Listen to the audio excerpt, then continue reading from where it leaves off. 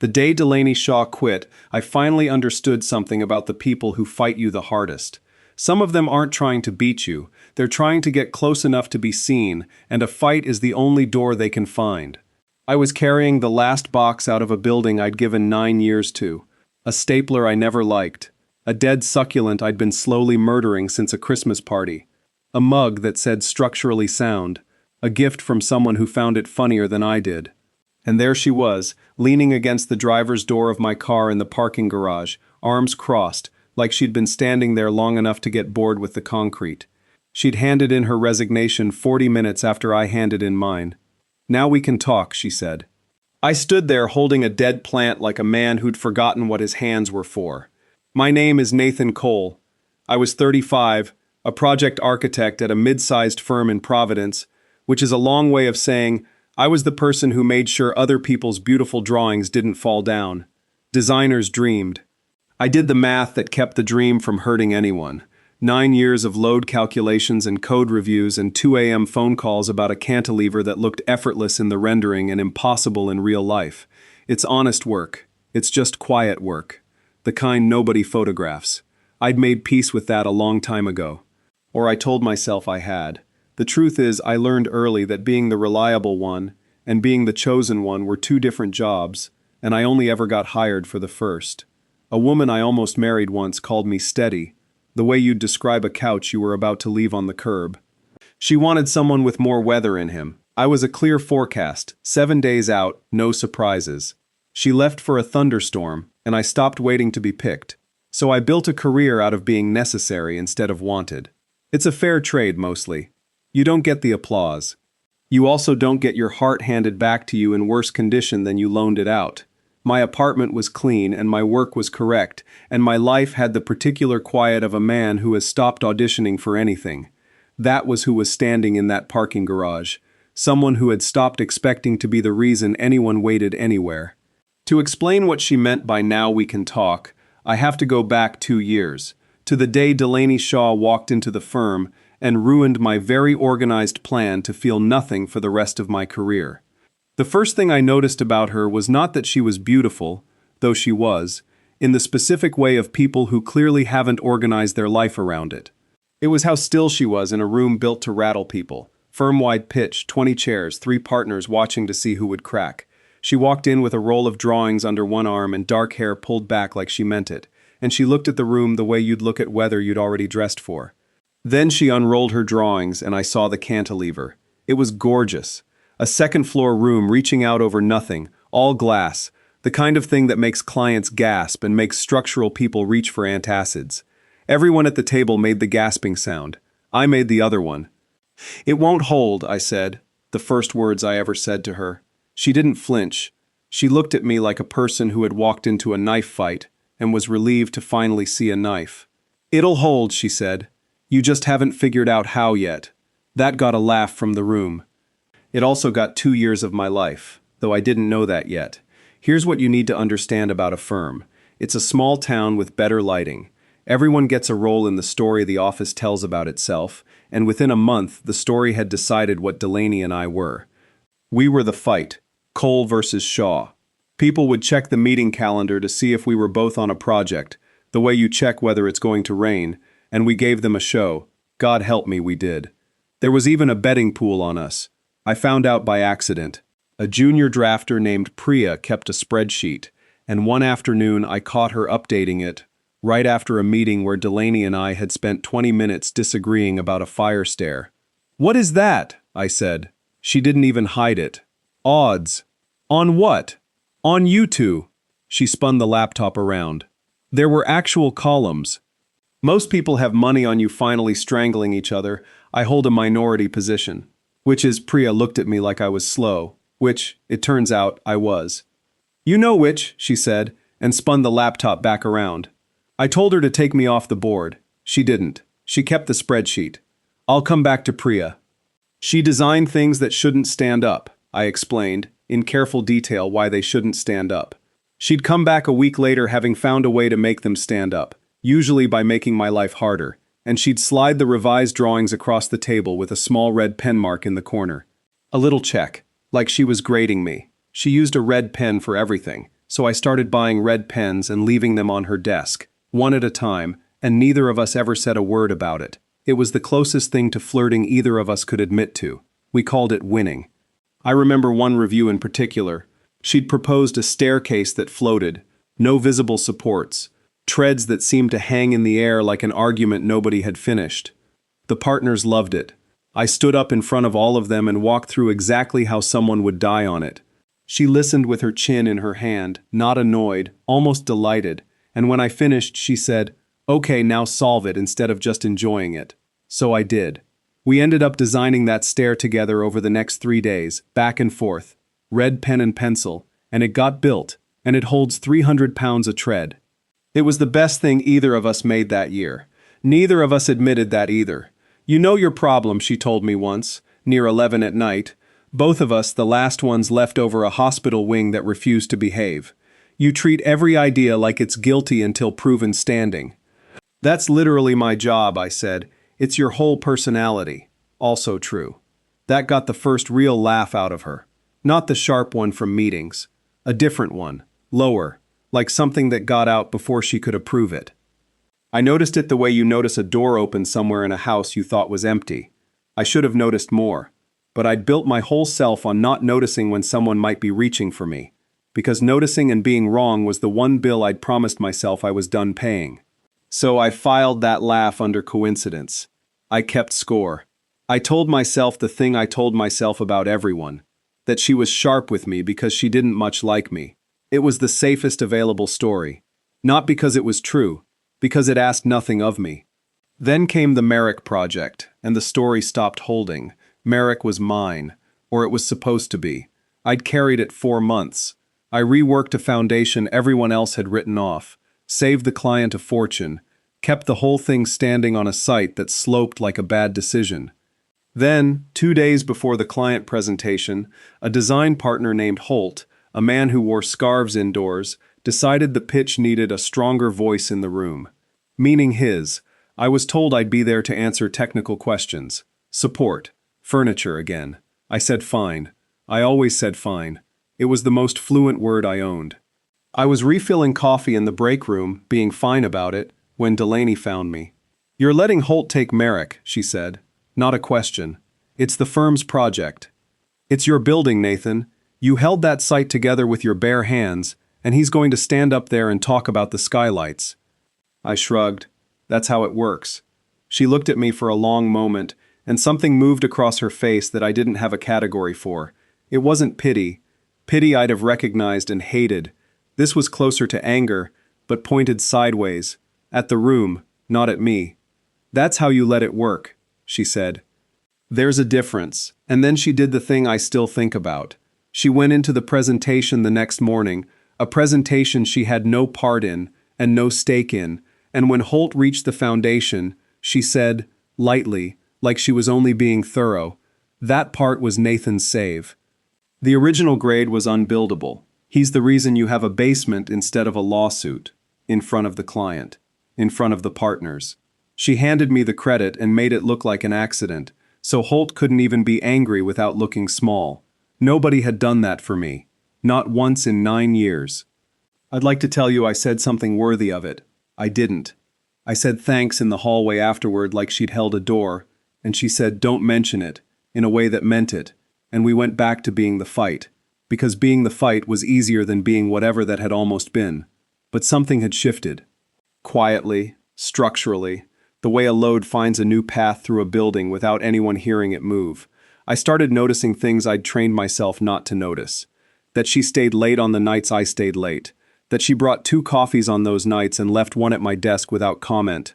Always black, always right. That when I spoke in meetings, hers was the face I checked for, and it was already turned toward me. For 2 years I had called all of that competition. It was starting to look like something with a longer word. 3 months after Merrick, I resigned. Not because of Holt, or not only. Because I was 35 and tired of being the reason things stood up in rooms where nobody said my name. I'd found a small storefront across town, cheap rent, my own shingle. I was going to be nobody's furniture. I told almost no one. I told her, though. I don't know why. I caught her at the elevator on a Thursday and said, "I put in my notice." She went very still. That stillness again, the one from the first day. "When's your last day?" she asked. "Friday." She nodded slowly, like a person doing math she didn't like the answer to. Then the elevator came, and she stepped into it, and the doors closed on whatever she almost said. So, the parking garage. The dead plant, the mug, her against my car. "Now we can talk," she said. I set the box down on the hood, mostly to give my hands something to do that wasn't shaking. "Talk about what?" "You quit. 40 minutes after me. Delaney, what are you doing?" She uncrossed her arms and then crossed them again, not defensive. Bracing. "Everyone thinks I fought you to win," she said. 2 years. Every meeting, they think I was trying to beat you. "Weren't you?" "No." She said it plainly, like setting down something heavy she'd been carrying too long. "You were the only person in that whole building who ever made me prove it. Everyone else just clapped. You made me earn every single thing I put on paper, and I couldn't figure out how to be near you any other way, so I picked a fight that would last 2 years. A breath. I'm not proud of it." There it was. Something in my chest tightened. The garage went very quiet. That concrete quiet where you can hear the lights hum. "I didn't quit because you were leaving," she said. "I quit because the only part of that job I couldn't replace was arguing with you. And I wasn't going to sit through another year watching Holt take your buildings with you, not even in the room." And here is where I did the most Nathan Cole thing I have ever done. I reached for the safe story. Because a man who has been called steady like a curbside couch does not, when a brilliant woman finally says the thing, simply believe her. He looks for the trap door. He assumes he misread it. He has misread it before, and the cost of being wrong out loud is the one bill he has spent his whole life refusing to run up. "You mean professionally?" I said. "You respect me professionally." She looked at me like I'd told her the cantilever wouldn't hold. "Nathan, because that makes sense. We push each other. That's a work thing. You are the most structurally sound man I have ever met, and you are being astonishingly dense on purpose," she said. "Because you're scared. I know the trick. I invented the trick. I fought you for 2 years so I'd never have to stand in a parking garage and do exactly this." I didn't say anything. I looked at the box on the hood. The dead plant. 9 years. And then I did the thing I am least proud of in this entire story. I picked up the box. "I should go," I heard myself say. "I've got the truck coming at 4, which was true and cowardly, and the two things fit together the way they always had in me. Take care of yourself, Delaney." I got in the car. I remember my hands were steady on the wheel, which felt like a small betrayal, because nothing else in me was. In the mirror she didn't chase, didn't call out, didn't do any of the things a person does in the version of this you'd want to watch. She just stood there and let me drive away, because she'd already been braver than me, and there's only so long you can hold a door open for someone who keeps deciding not to walk through it. I told myself it was the responsible choice. That's the phrase I used, driving home. Responsible. A man about to bet everything he had on an empty storefront had no business dragging someone into the middle of that. She'd be relieved, I decided. In a week she'd be relieved I hadn't made it weird. I almost believed it. That's the part that scares me still, how close I came to believing it. I spent that night doing what I do, which is looking for the flaw in the structure. I turned the whole thing over. Every meeting, every coffee left black on my desk, every red pen.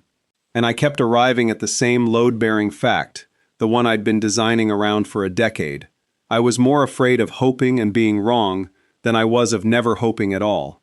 That was the foundation the entire building of my careful, quiet life had been poured on top of. It had held for years. It had also never once held anything worth keeping. The next morning I went to the storefront to measure for the drop ceiling. It was empty and cold and mine, and out front there was that broken little cantilever the last tenant had left. A sad awning reaching out over the sidewalk with a sag in the middle, where nobody had ever bothered to run the numbers. I stood under it with my tape measure and I thought about a woman who had spent 2 years arguing with me because it was the only door she could find, and who had stood in a parking garage and told me the truth, and then watched me pick up a box and leave. The place smelled like dust and cold paint. My footsteps echoed the way they do in a room that hasn't decided what it is yet. I stood there with a tape measure in my hand and no one to argue with, and it was the loudest quiet I had ever heard. Some collapses you can hear coming.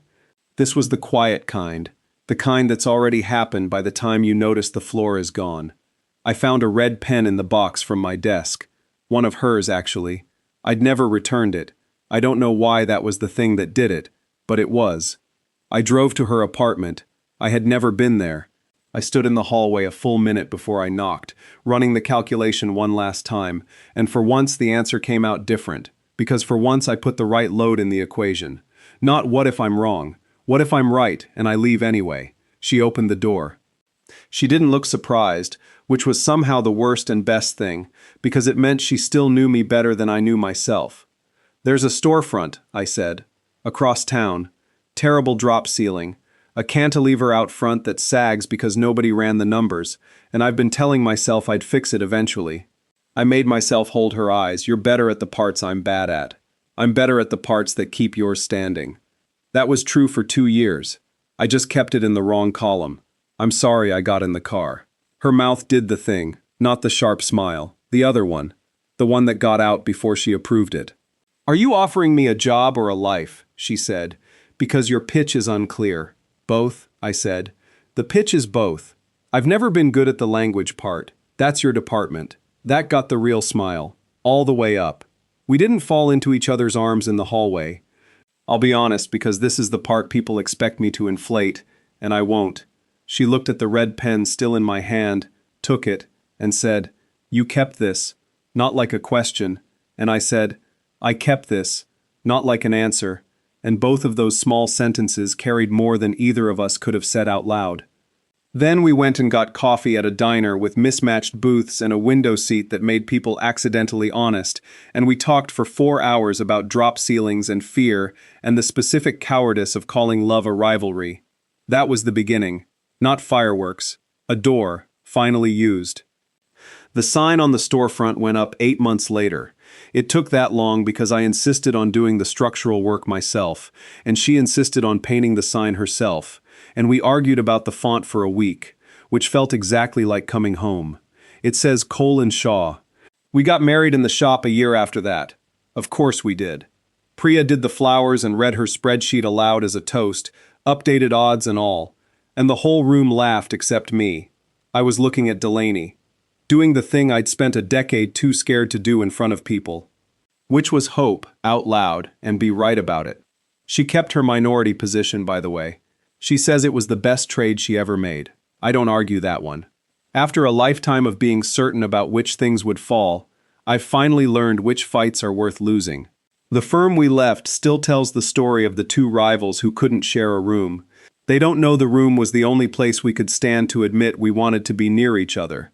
Not because we were liars, because that was the only door the building gave us. Our third project as a shop was a house on a slope outside the city. The client wanted a second-floor room reaching out over a ravine, all glass, floating over nothing. Delaney drew it in an afternoon.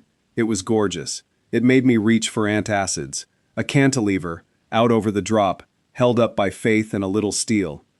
"It won't hold," I said, the way I always said it. She slid the drawing across the table. Red pen check in the corner. "It'll hold," she said. "You just haven't figured out how yet." I figured out how. It holds. You can stand at the very end of it and look straight down into the ravine and feel absolutely nothing move beneath your feet, which is the entire trick of the thing. The stuff everyone swears will fall. Sometimes it only needed the right person doing the math while the right person did the dreaming. She still uses a red pen. I still leave new ones on her desk, one at a time. We still call it winning. And every so often, in the quiet of the shop after everyone's gone home, I think about the 2 of us in that garage, both of us finally out of reasons to fight, and about the version of me that got in the car, and how close I came to being right about everything and happy about nothing. Some doors you can only walk through once you've stopped defending them. We were both right about the cantilever, in the end. It held. It just needed both of us to figure out how. Have you ever spent years calling something a fight because the truth was harder to say out loud? And have you ever had someone see you clearly, really see you, long before you were brave enough to let them? Tell me your story in the comments. If this one meant something to you, leave a like, subscribe, and I'll see you in the next video.